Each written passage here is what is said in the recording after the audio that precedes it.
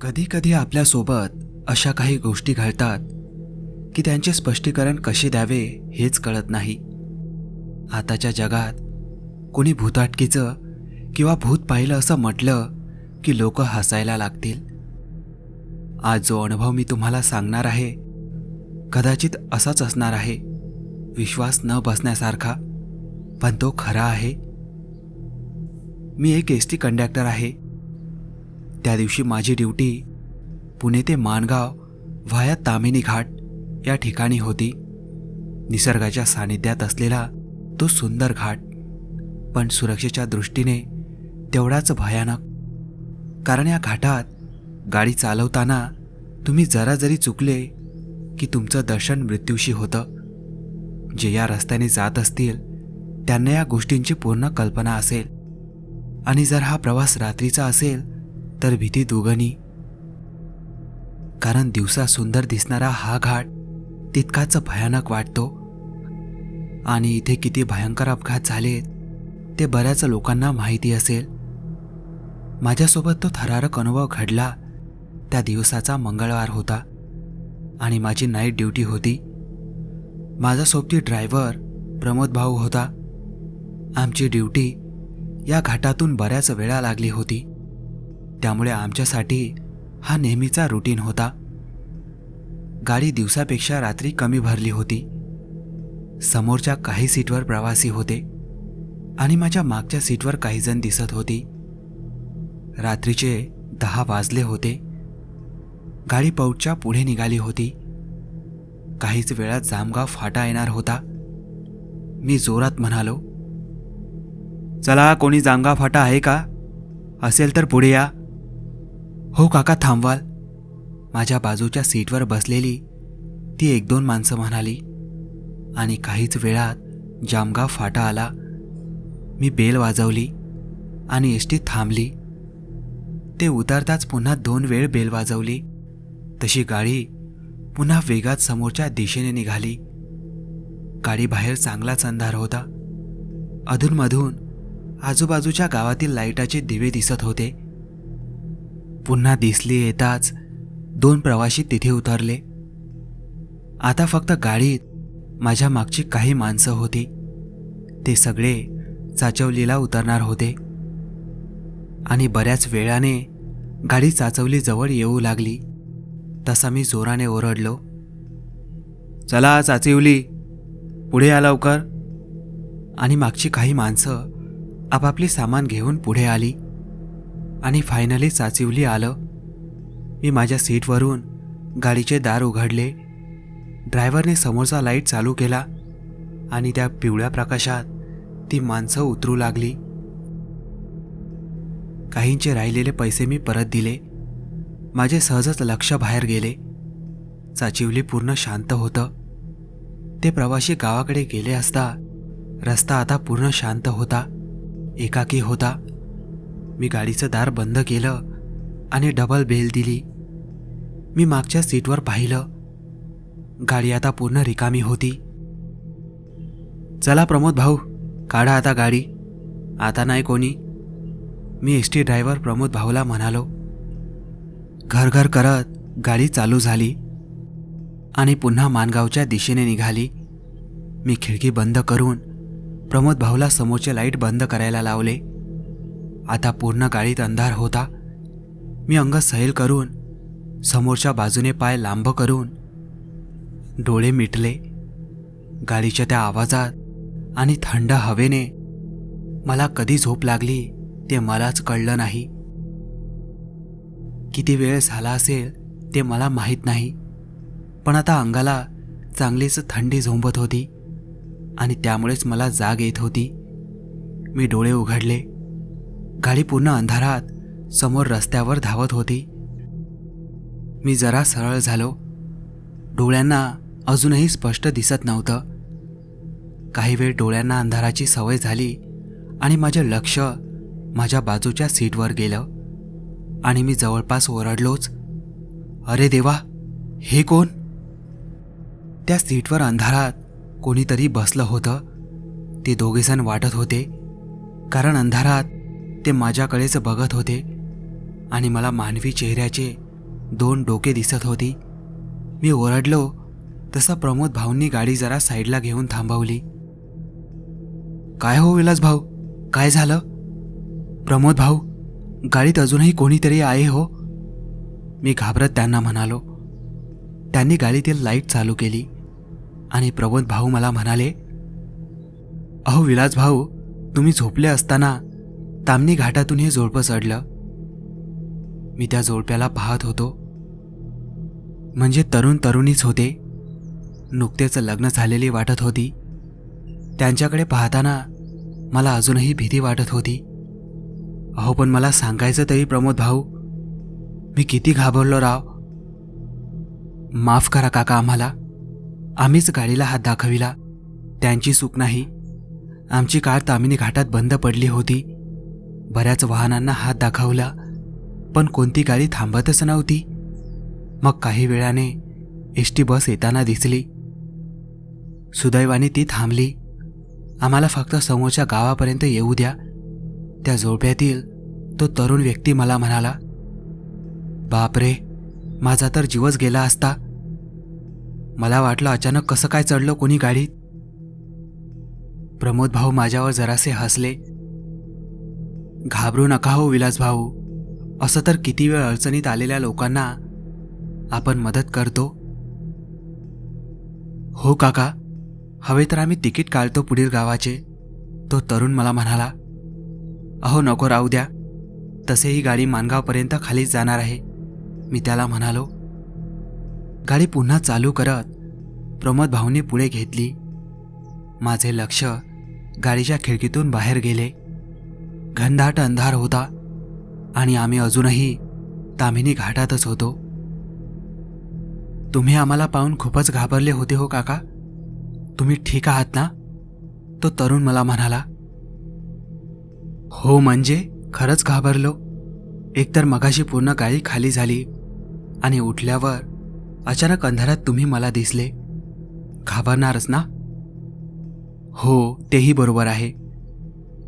एका क्षणी वाटलं गाडीत कोणी भूत चढलं की काय, असं म्हणत मी हसलो. त्यावर ते समोरील जोडपं जरा विचित्रपणे पाहत मला म्हणाले. हो तर, तेच आहोत आम्ही काका. मला परत जोराचं हसू आलं. बस करा हो भाऊ, आधीच मला मगाशी हार्ट अटॅक आणला असता तुम्ही. नाही, आम्ही खरेच बोलत आहोत. यावेळी त्याच्या सोबत असलेली ती बाई मला म्हणाली. बरं बरं, मानलं तुम्ही भूत. मग भूतांना माणसासारखे बोलता सुद्धा येतं का? त्यावर ते दोघेही जण काहीही बोलले नाही. तुमचा खरंच आमच्यावर विश्वास नाही का? ते जोडपं मला म्हणालं. अहो कोण विश्वास करणार? चालते फिरते भूत कोणी पाहिलं? मी या रस्त्याने गेले कित्येक वर्ष आलोय. किती लोकांना मी माझ्या गाडीत ताम्हिणी घाटातून बसवलं, पण पहिलं जोडपं पाहतोय मी, जे स्वतः सांगत आहे की मी भूत आहे म्हणून. ते जोडपं माझ्याकडे पाहून हसलं आणि म्हणालं, कमाल आहे राव काका तुमची. मला वाटलं तुम्ही घाबराल. मानलं तुमच्या हिमतीला. मी जरा जोरात हसलो आणि प्रमोद भाऊला म्हणालो. काय राव प्रमोद भाऊ, सांगायचं तरी, 2 भूतं आपल्या गाडीत चढली म्हणून. त्यावर प्रमोद भाऊ सुद्धा गाडी चालवत हसले. प्रवासात माझी झोप कुठच्या कुठे पळाली. किमान प्रवासात बोर होण्यापेक्षा असं गोष्टी करत प्रवास करणे किती चांगलं. मग पाहुणं, कुठे निघाली होती तुमच्या भूतांच्या जोडप्यांची सवारी?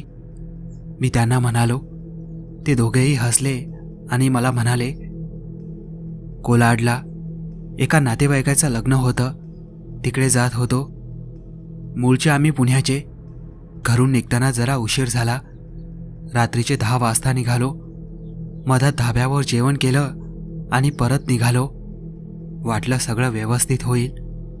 प्रवास रात्रीचा होता, त्यामुळे भीतीसुद्धा वाटत होती. कसली भीती हो? मी त्यांना म्हणालो. काका, तुम्ही प्रत्येक गोष्ट हसण्यावारी नेऊ नका, तो तरुण मला म्हणाला. बरं बरं. मीही जरा सिरियस होत त्यांची गोष्ट ऐकत होतो. भीती याची काका की आम्ही मधात लागणाऱ्या तामिनी घाटाबद्दल ऐकून होतो. इथे झालेले अपघात आमच्या ध्यानी होते. त्यातच इथे रात्रीला प्रवासात गाडीच्या मधात अचानक कोणीतरी येतं असं काही लोक म्हणतात. इथे झालेल्या अपघातातील प्रेतात्मे आपल्या गाडीसमोर येतात असे काही लोक म्हणत होते आणि आम्ही ते ऐकलं सुद्धा आहे. नाही हो, आम्ही तर कित्येक वेळा या घाटातून गेलो आहोत. आम्हाला नाही दिसला काही. सगळ्यांना नाही दिसत. काही वेळ आणि काळ असतो काका. म्हणजे? मी त्यांना म्हणालो. काका, मला सांगा, तुमचा कोणता गण आहे? म्हणजे मनुष्यगण आहे की देवगण? तो तरुण मला म्हणाला. त्यावर मी त्यांना म्हणालो, मला तर माहिती नाही याबद्दल. तो तरुण जरासा हसला आणि मला म्हणाला, तुम्ही उद्या घरी जाऊन घरच्यांना विचाराल. बरं, मी त्यांना म्हणालो आणि तो तरुण पुढे बोलू लागला.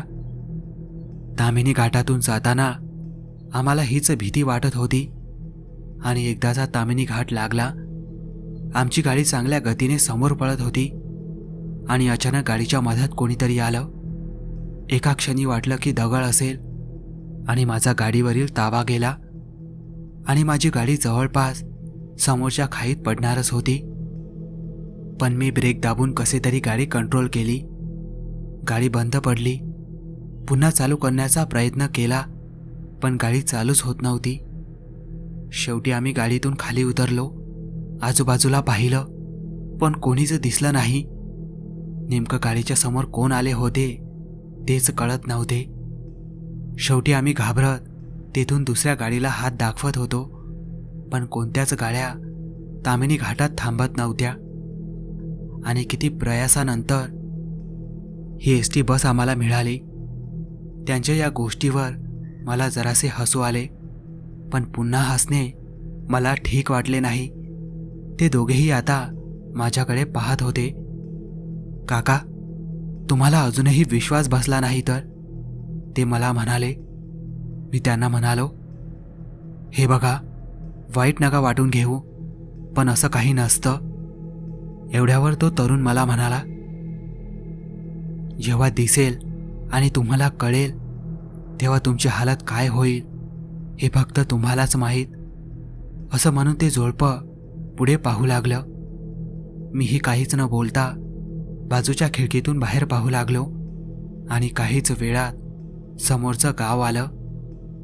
प्रमोद ड्रायव्हरने गाडी थांबवली. ते जोडपं गाडीच्या खाली उतरलं आणि समोरच्या रस्त्याकडे चालू लागलं. मी त्यांना जोरात म्हणालो, अहो पाहुणे, गाव या साईडला आहे. इकडे कुठे अंधारात जात आहात तुम्ही? त्यावर त्यातील तो तरुण मला म्हणाला, तुम्ही अजूनही आम्हाला ओळखलं नाहीत.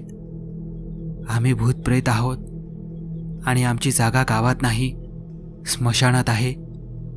असं म्हणून ते जोडपं जोराने हसलं आणि पुन्हा त्या अंधाराकडे चालू लागले. आणि पुढे जाऊन माझ्या डोळ्या देखत अंधारात नाहीसे झाले. मी आणि प्रमोद भाऊ जरा नवलानेच तिकडे पाहू लागलो. काय येडी माणसं आहेत ही प्रमोद भाऊ. काय वेड्यासारख्या गोष्टी करत होते. भूतप्रेत आहे, मनुष्यगण, देवगण. बरं प्रमोद भाऊ, मला सांगा, तुमचा कोणता गण आहे हो? माझा गण मनुष्यगण आहे बा, प्रमोद भाऊ मला म्हणाले. असं का? मग तर तुम्हाला भूत दिसायलाच पाहिजे. आता प्रमोद भाऊ आणि मी आम्ही दोघेही हसलो. त्यांनी गाडी पुन्हा रस्त्याच्या दिशेने घेतली. त्या गाडीमधल्या जोडप्यांची गोष्ट मी काहीच वेळात विसरलो होतो आणि गाडी माणगावला पोहोचली. थोडंसं जेवण वगैरे करून आम्ही विश्रांती करायला गेलो.